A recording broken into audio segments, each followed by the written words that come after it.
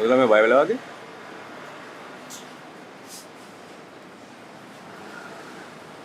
සනෙත් මේ ටිකක් කේන්තියෙන්නේ ඉන්නේ.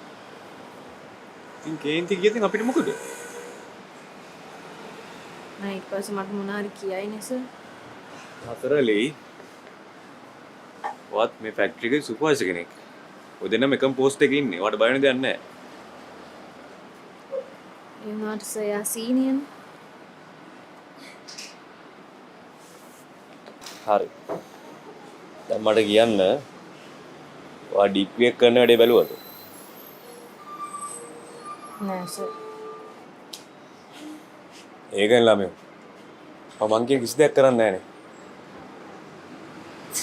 සෝරි සර් මම ඒක බලන්න. ඔයා මොන වගේ සබ්ජෙක්ට් වලද ආසහසරේද?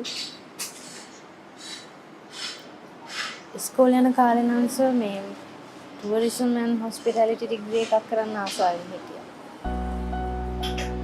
Seriously? ෂා. මම නිගමන තිතුනේ වා ඒ වගේ සබ්ජෙක්ට් එකක් ගැන කියයි. අයි සර් එහෙම කිව්වේ මම ටෙඩි බෑස්ලා මහන හින්දාද? ඔව් ඉතින්. මං හිතුවා ආර්ට් පැත්තේ මොකක්ද සබ්ජෙක්ට් එකට ආසද කියලා. මම මේ හොටෙල් මැනේජ්මන්ට් පැත්තට ආසයි සර්. good good. එහෙම.